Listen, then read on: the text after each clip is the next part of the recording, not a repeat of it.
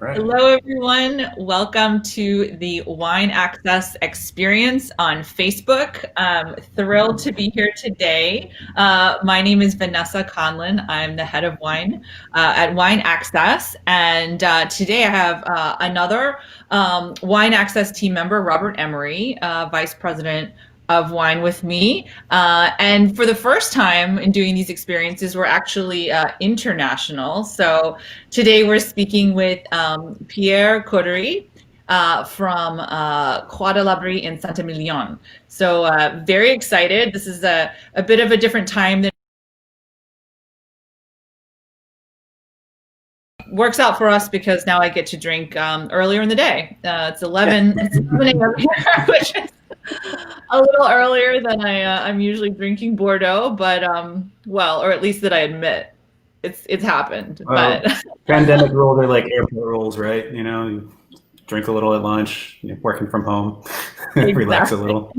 Exactly. But we've been very lucky to work with Pierre and his wonderful wines for a couple of years now, and we're very delighted to have you, Pierre. So Pierre Courdurié and his wife XL, they own Chateau Croix de Labrie, and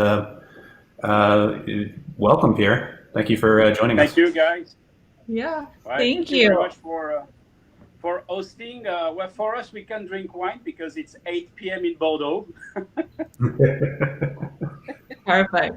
And for anyone at home, if you have questions that you'd like us to ask Pierre, please, you can enter them and we will answer as many questions as we can in the next half hour. And anyone who's just joined us in the last couple minutes, I'm Vanessa Conlon, head of wine access. Robert Emery is with me here, VP of wine at Wine Access, and we have Pierre Courdurié from Croix de Labrie in Saint-Emilion.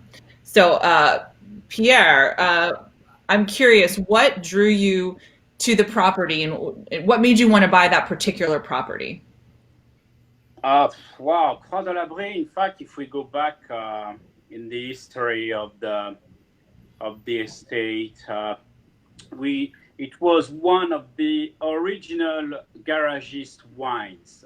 It's been created. It's quite a young estate. It's been created in the 90s when like Valandreau and Croix de Labrie were the first chateaus to be part of the garagist trend, which has been set up and promoted in a way by a famous wine critic in the US. And Axel and I, it's a small family estate. In fact, the philosophy of garages is small growers with not big financial powers, but willing to produce fantastic wines and great wines. So that's what we try to keep on and focus on. You answered one of my questions or read my mind, because I was hoping you would explain to the folks at home what garagiste means and how that's different from other winemaking estates. So do you think or do you consider it really just the size of your production, or are there other philosophies that make a garagiste? The philosophy of the garagiste at the first beginning was, in fact, it was growers and winemakers willing to produce a wine, but not having financial power, as I explained, but so not have the capacity to have a big chateaus or a big place to make their wine. So they were producing the wines in their garage as the first of starting of April. Mm-hmm. I know some people who make wine in their garage here in Napa, but it's not at all the same. Not quite the same. No. Well, it's not as good. Typically. Well, the thing we changed a little bit is that, in fact, we met with Axel, and she will come to say hi in a few minutes. Wonderful. Good. And maybe you will be able to see Camille because we are all in the household. I think they are cooking something in the kitchen, but I can already smell. Since you mentioned your family, I had a question about that too. We've had a couple winemakers here in Napa come on the Wine Access Experience who are family vintners, and so I'm curious because I've asked them sort of what the benefits and challenges are of that here in Napa. But since you're across the ocean in a different region, I'm curious if they're similar or different. So in your opinion, being a family business, a winemaking business, what are the things that are sort of more difficult for you, and what are the things that are easier? Well, that's a good question. I would say the thing is by being a family business, a small family business, the easiest things is that you take the decision right away. Yeah. You don't need to ask someone if you can do or you cannot. The idea is really it's easy because everything is small, so the decisions are taken in between Axel and I. And even if I'm not here, if I'm traveling abroad, she do whatever she wants. I mean, but by being a small estate, the problematic is that we don't have enough wines to offer to our customers in the US with you, and also in Europe, in France, and overseas. So that's sad to say because we would have loved to have more wine, but we want also to keep it small because we want to keep it on a family side and to keep this how to say, Robert and Vanessa, you know what I mean, because you came to visit and Yes. it's difficult to say, but when it's small, I think you can maybe better have control on what you do, maybe good or not, but I think you take the right decision that you think.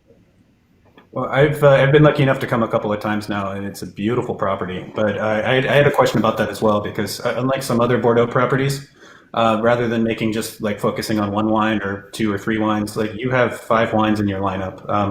Like, what inspired that decision, and like why divide it up that way? Is it to focus on different blends or different parts of the property? Indeed, you're right. We took over with Axel. On Croix Labrie in 2013 was our 100% vintage. We met with Axel in 1994, so it's some years ago. And she was winemaking at the Columbia Winery in Washington State, nearby Seattle, as everybody knows. Yeah, and yeah. when we came back to France, to Bordeaux, she was looking to work in a vineyard, but in the 90s it was not so easy in Bordeaux for a woman winemaker to work inside a cellar. So that's why we had the opportunities to take over on the estate of Croix de Labrie. But the first time we put our feet into the ground of Croix de Labrie, we saw that there was something else to do. Economically speaking, this is totally stupid because indeed we have different terroirs, different areas of vineyards with different type of soils, different type of climate, and because of that, we decide to separate each terroir by themselves. Okay. Traditionally in Bordeaux, we do a grand vin, and we have a second wine or even a third grade quality, which all are good. But because we're small, we said, hey, why don't we do something as if you were in Burgundy? We have the chance, I think, in Bordeaux and on the right bank in Saint-Emilion to have, truly speaking, some different size, depending if you are on the top of the plateau or down the slopes or into the valley or in the valley nearby the river or in the middle. There is different type of soils and subsoils and climate. Like some weeks ago in Bordeaux, and we were not alone to do that, we fight frost. It was just 2-3 weeks ago. And depending on where we were, like Croix de Labrie vineyard is located on the plateau, on the top of the. It's not so very high altitude, but it's just 85 meters. So it's not a big deal. But down the slopes in the valley, there was depending the places, in between 2 and 3 degrees Celsius difference. Wow. So that means in some places That they has to have make a to huge fight. difference in the ripeness of the grapes, right? Yeah, very much. I mean, the difference of maturation is different. The rainfalls are different because depending if the clouds are coming from different places and go in front of the slopes, but not on the plateau. Mm-hmm. Like last year, if we look at last year, in some places in nearby Cheval Blanc, they had around 900 millimeters of rainfall in all the year. And we, in Saint-Christophe-des-Bardes, we only had 770 millimeters, so almost 150 millimeters difference. Yes. And in between, there is what? Less than 1 mile. So, what inspired you to follow more of a Burgundian model? Like, are you fans of Burgundy? Or did Axel work there as well? Or were you just trying to do something different to distinguish yourself from the other people in Saint-Emilion? Alors, I think in Saint-Emilion, but even in Pomerol, we have that. We fan of Burgundies with Axel, indeed.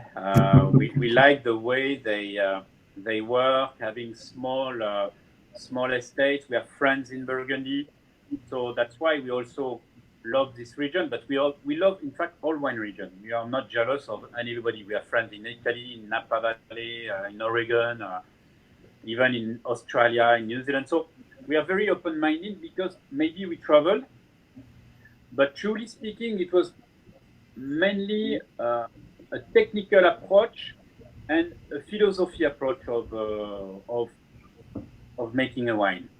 Maybe go deeper in the garage's philosophy. Maybe that. But also, as you said at first, Robert, we can do that because we are small. Yeah, that makes sense. So, maybe if we have 20 acres vineyards, that will be much more difficult to manage, for sure. Yeah. So if I remember correctly from when we were there, I believe your cellar is set up to manage everything by gravity. Is that correct? Yeah. So it's not gravity with underground cellar. So can you explain for folks watching at home why you chose to do that and what impact you think that has on your wine? That's a good question. I think. Meanwhile, I feel like I filled out for too long. Well, if you want, I can do it. You guys need to catch up. I'm way ahead of you. Cheers. It's like 11:15. What's wrong with you, Robert? No. Anyway, cheers, Pierre. Great to see you. So anyway, we were discussing gravity. Gravity, yes. I think it's much more about vineyard. A vineyard, a wine is not only a cellar. I think it's all about terroir, vineyard, and people who make the wine. Mm-hmm. I don't know if you hear me very well. Yes. Yeah. We can hear you. Okay. Yes. And in fact, the cellar master and the person in the back of Croix de Labrie, it's Axel. So she's the one. She's the one who take care of the vineyard. She's the one who do the pruning. All the vineyard is pruned by Axel. There is nobody else who can do that. I can try, but honestly speaking, this is not my things, and I'm very happy not to do that. But so I think it's much more about that. Sorry? I was going to say, so if she makes a mistake, she doesn't have anyone else to blame.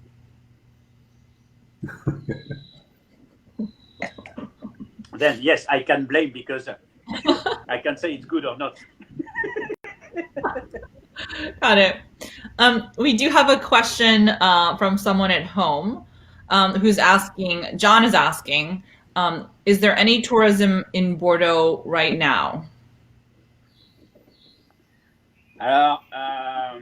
Due to the current situation with the COVID-19, if of course everybody has to stay home, and I really advise you guys, all over you could be in the US or anywhere, stay home because it's really have a positive result on each countries where we have to face these happenings. So indeed, actually in Bordeaux or in Saint-Emilion, there is outside the wine growers, there is nobody. Mm-hmm.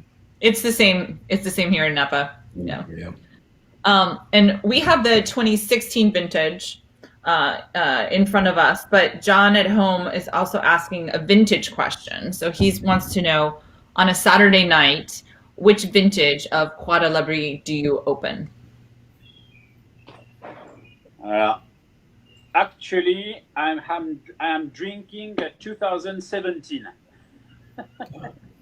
Okay. Well, that actually depends. I mean, the 2016 is really a beautiful vintage, generally speaking, in Bordeaux. It's one of the big ones, and 17 was not an easy vintage because we faced frost in Europe. Yes. Mm-hmm. And not only in Bordeaux. Bordeaux, the frost we faced was worse than 1991. Wow. But Whoa. keep in mind that the frost only impact mostly the volume, the quantities. And we have the chance that on the plateau, which is the highest part in altitude of Saint-Emilion, we didn't face frost. So we produce wines, and 17 Croix de Labrie, because we didn't face frost, we did a beautiful vintage. On the same level as the 16, and the coming vintages are just amazing. I would second that, because I had the 17 when I visited you last, and I thought it was amazing. And we're happy to say we're putting together an offer for it for our members soon. Yes. So. Coming soon. Yes, indeed. So, Pierre, we were supposed to have been in France and have gone to En Première this year, which of course was canceled.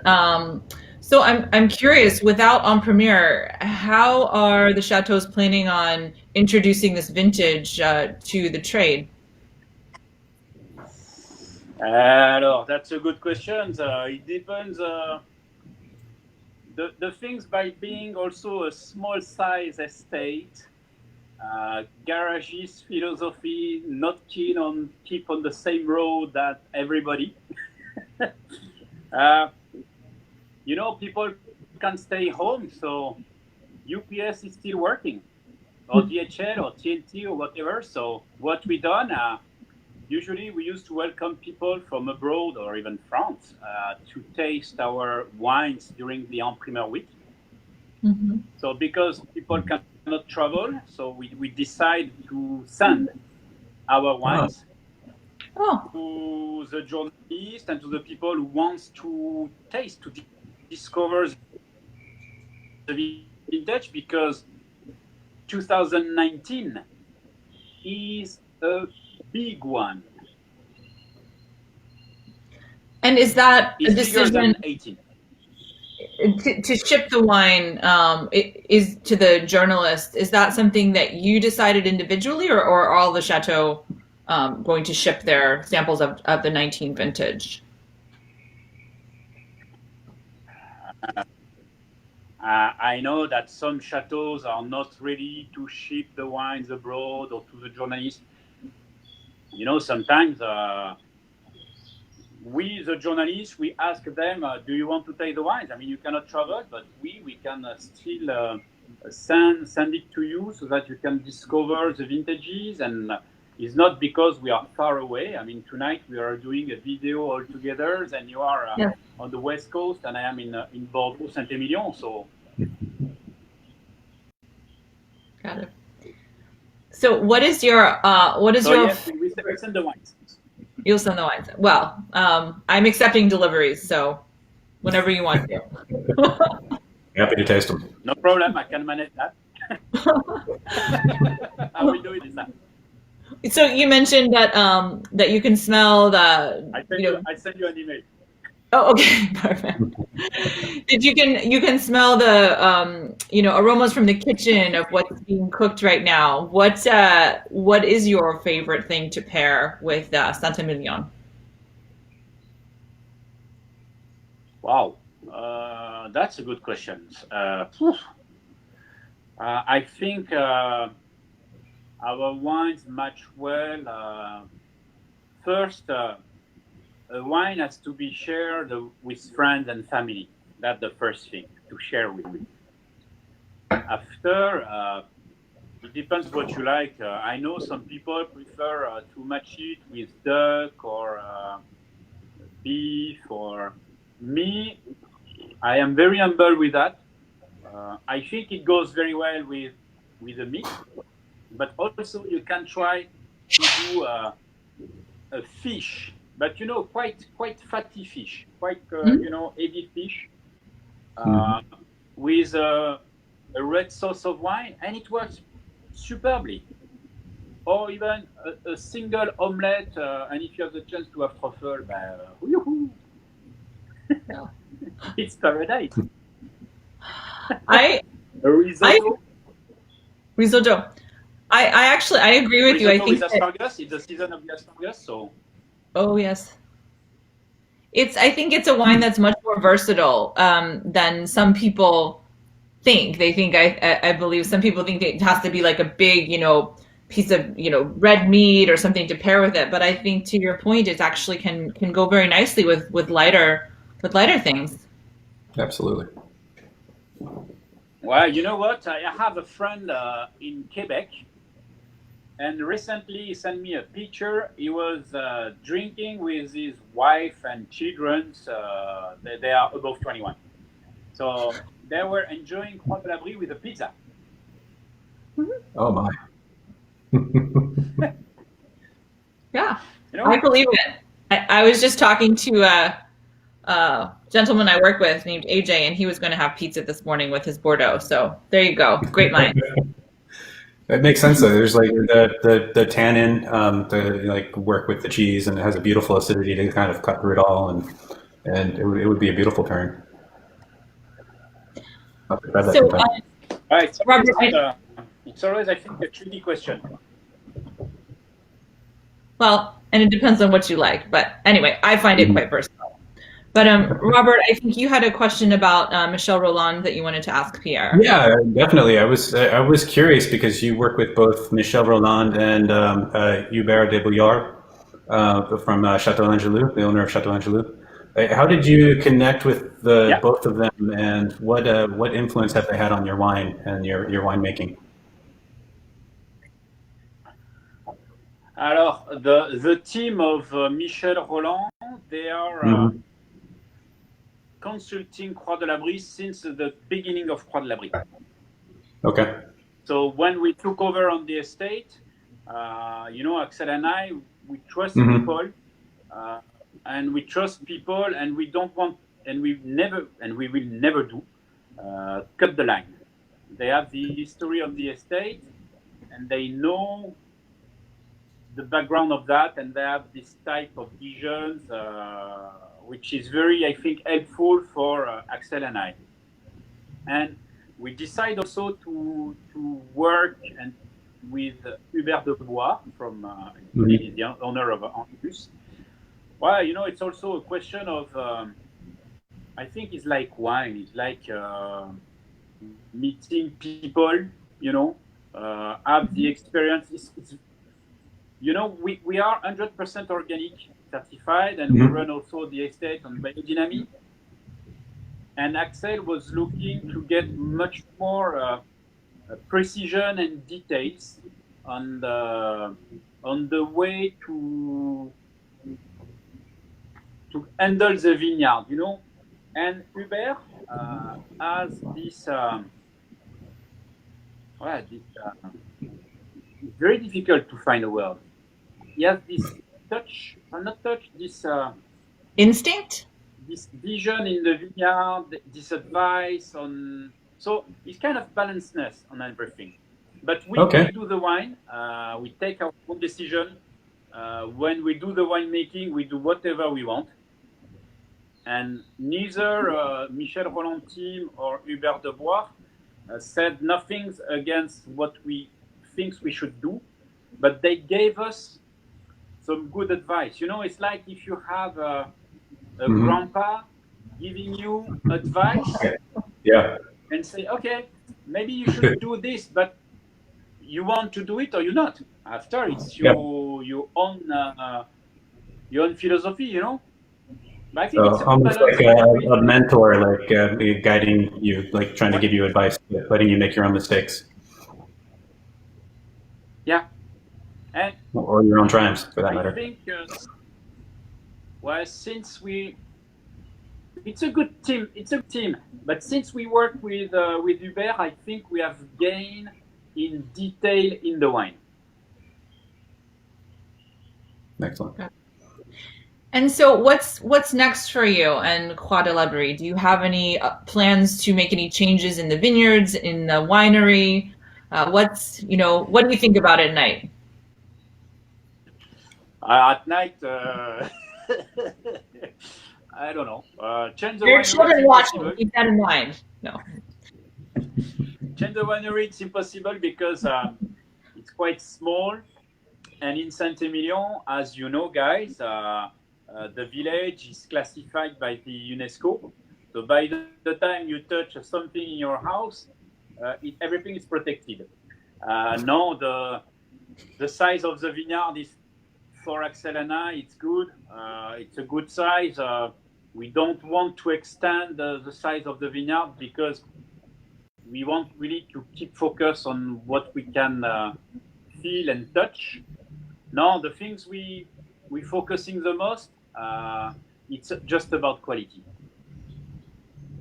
So does Axel have your daughter Camille help her out in the vineyard? Is she training her to prune so she can take over one day?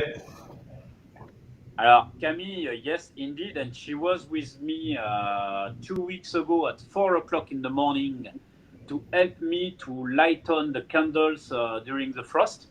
Oh, goodness. So she woke up at 4 just for that. I mean, we told her, well, maybe we will need your help tomorrow because we should light maybe candles, but Axel and I cannot do that alone. So we need someone else. She said, I want to come. I said, okay, come. So it's just about experience, sharing. Yeah. You actually you led me to my last question for you perfectly, because I wanted to ask about, passing the torch to the next generation, and assuming, of course, that she does stay involved and takes over from the two of you. What do you think the best advice is that you could give her? Patient,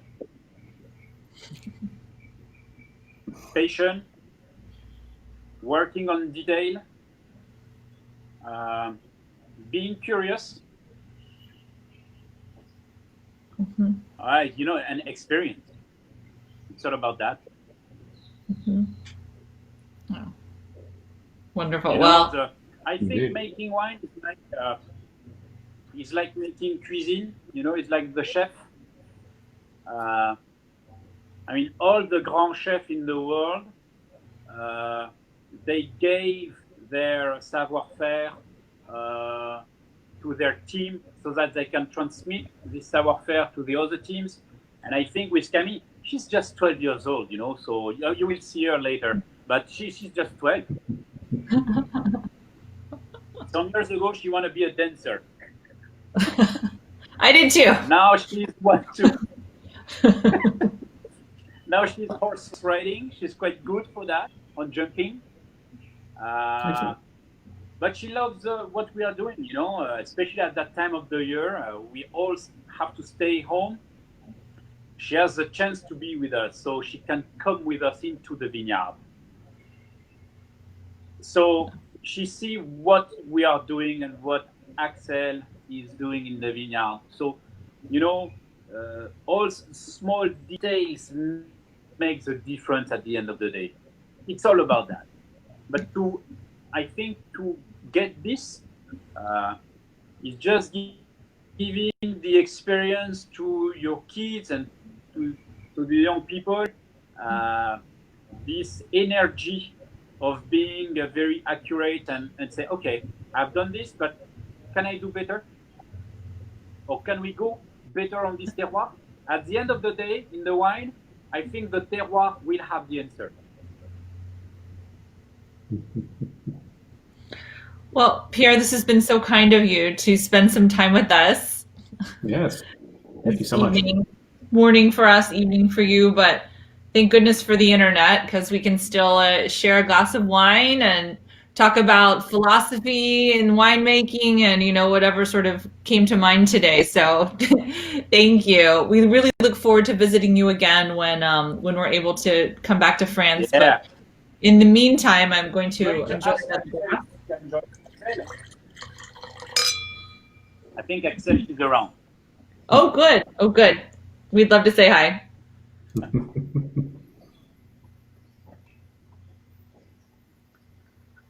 And for anyone at home, we'll be back tomorrow at 5.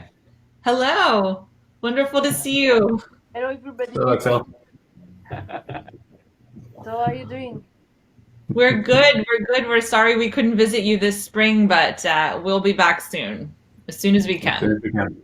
That's okay. That's a special Wonderful. question.